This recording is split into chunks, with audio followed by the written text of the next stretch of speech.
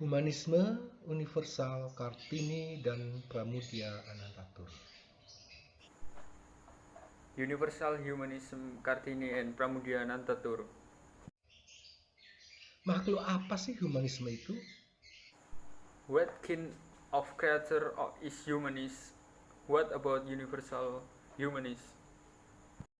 Apalagi humanisme universal, sepertinya sesuatu yang ada nun jauh di atas sana, di antara gemintang raya, bukan di sini, di antara tumpukan jerami dan bau keringat.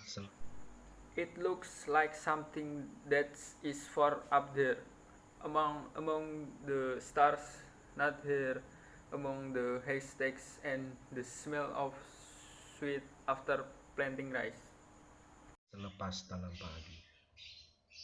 Seorang anak manusia berhasrat dahsyat dengan cita-citanya membangun peradaban baru yang lebih baik, yang lebih maju, yang tidak lagi membedakan kau siapa dan aku siapa, tetapi yang mengatakan, mari kita bersama karena kita adalah apapun adanya kita. A human child with great passion with their ideals, building a new civilization that is better, more advanced, which no longer distinguish who you are and who I am, but who says let's be together because we are whatever we are. Dia mungkin tidak muluk-muluk dengan banyak istilah, kategori, definisi, ataupun terminologi. They may not be grandiose with many terms, categories, definition of terminology. Dia hanya tahu bahwa setiap manusia itu sama dengan keunikannya masing-masing, dengan kebutuhannya masing-masing. Nah, They only know that every human being is the same with their own uniqueness, with their respective needs.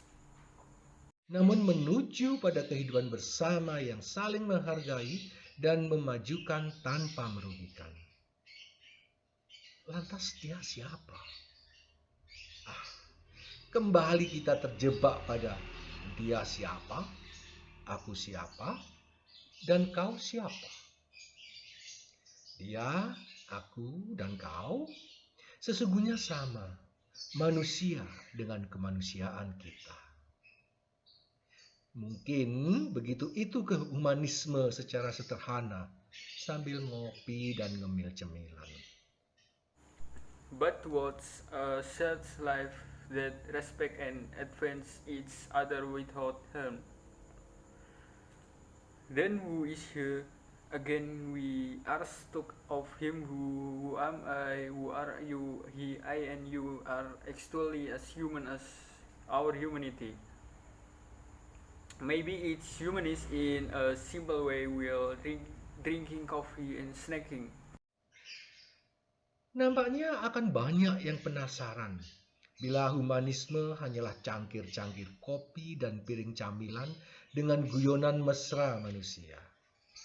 Mari kita sedikit, ya cukup sedikit saja, agak serius tentang makhluk humanisme ini. Banyak orang bicara tentang humanisme. Bahkan sebagian mungkin mengklaim diri sebagai humanis.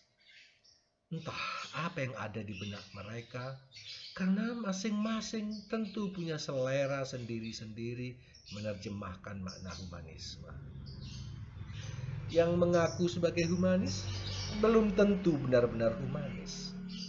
Sementara yang humanis beneran tak mau mengaku sebagai humanis. Lucu juga ya ternyata. It seems that many will be curious if humanist is just cups of coffee and plates of snacks with human-friendly jokes. Let's get a little bit serious about this creator of humanists. Many people talk about humanists and some may even claim to be humanists. I don't know what is in their minds because each of them has their own taste in interpreting the meaning of humanists. Those who claim to be humanists are not necessarily humanists, while real humanists do not want to claim to be humanists is funny too. Tetapi begitulah salah satu pandangan dari sebuah belahan dunia sana. Humanisme sama sekali tidak menyentuh aspek spiritual manusia secara transendental. Humanisme murni selaku manusia dengan logika alam pikiran dan rasionalitasnya. Semua mendasarkan diri pada moralitas, rasionalitas, dan kedirian manusia yang terlepas dari unsur-unsur ilahiyah. Secara ringkas, mungkin bisa disimpulkan bahwa humanisme merupakan suatu keyakinan ataupun prinsip menjalani hidup selaku manusia yang mencari kebenarannya melalui logika dan rasionalitasnya demi kemajuan dan kebaikan bersama.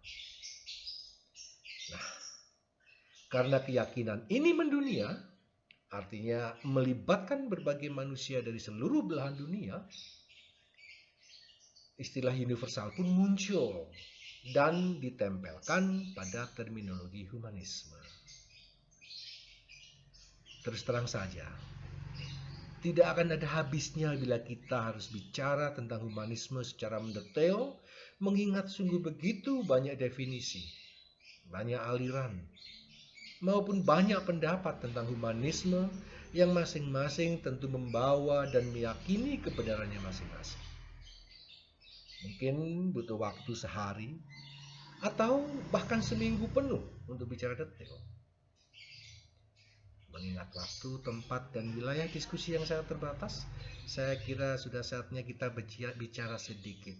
Ya, memang sedikit tentang Kartini dan Pramudia sehubungan dengan humanisme di atas. Because this belief is global, meaning that it influences humans from all over the world.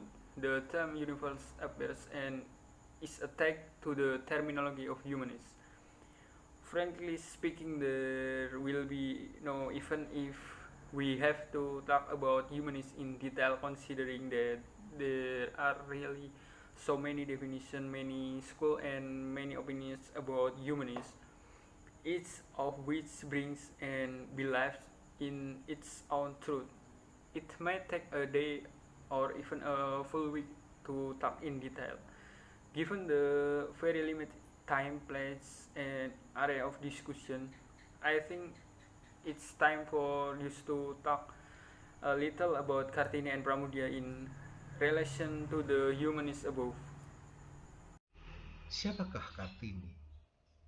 Siapakah Pramudia Anantatur?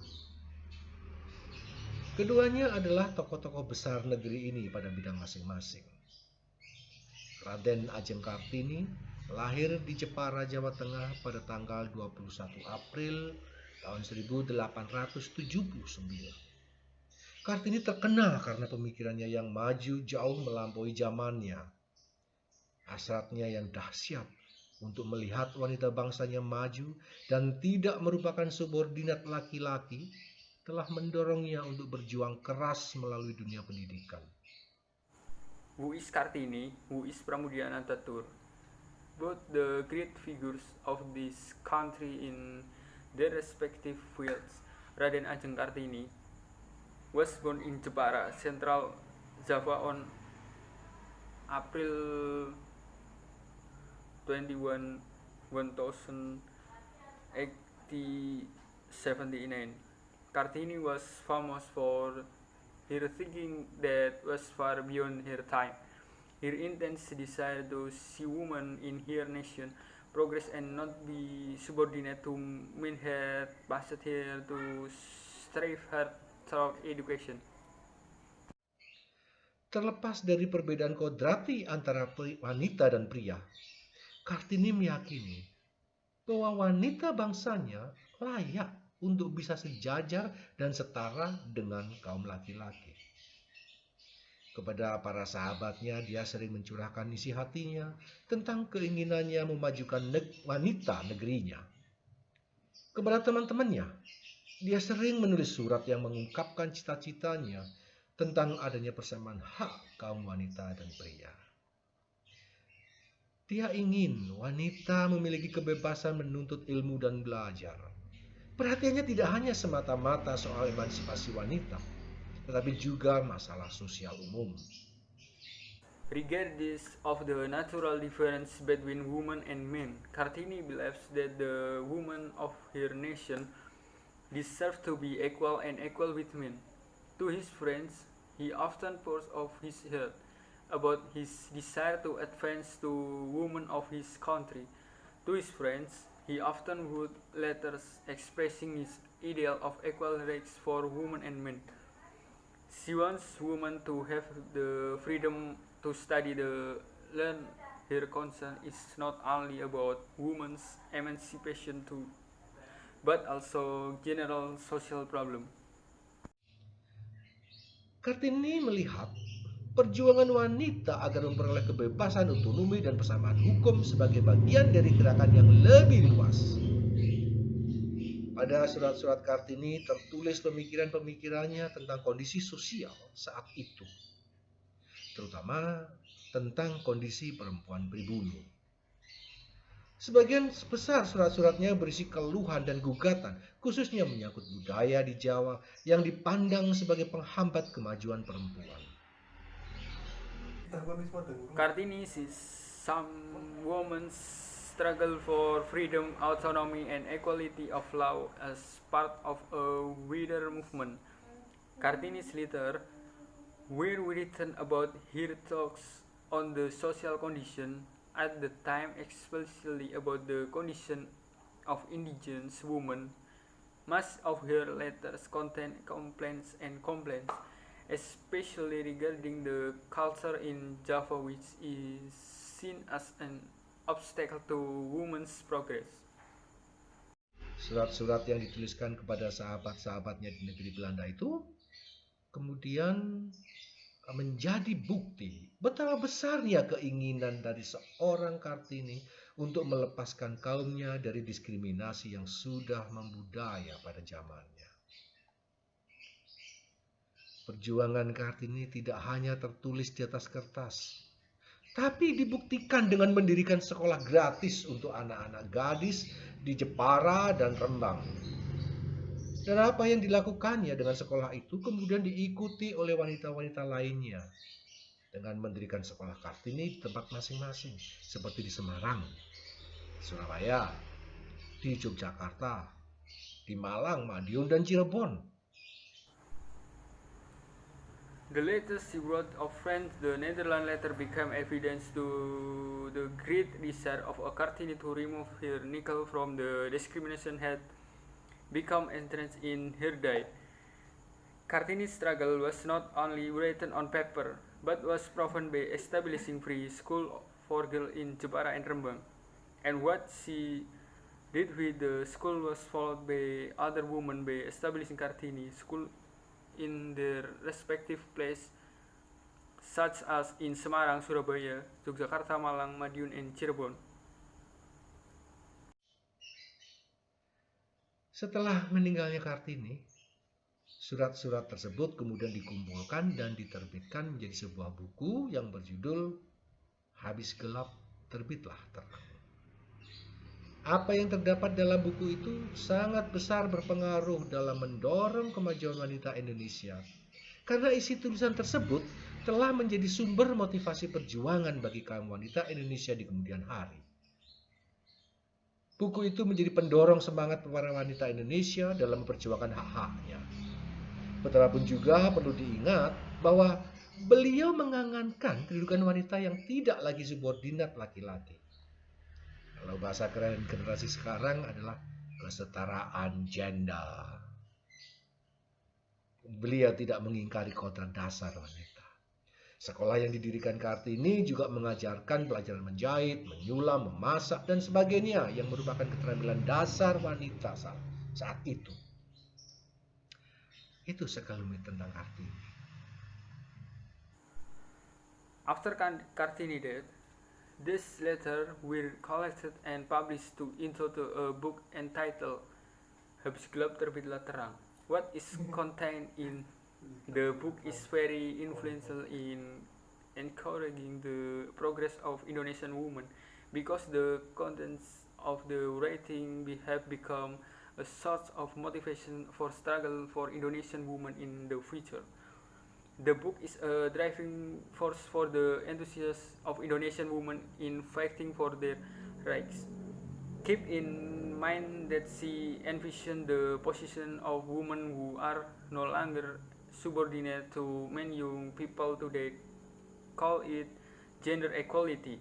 She did not deny the basic nature of women. The school that Kartini found also the sewing, embroidery, cooking, and so on, which were the basic skill of women at the time. That's a bit about Kartini.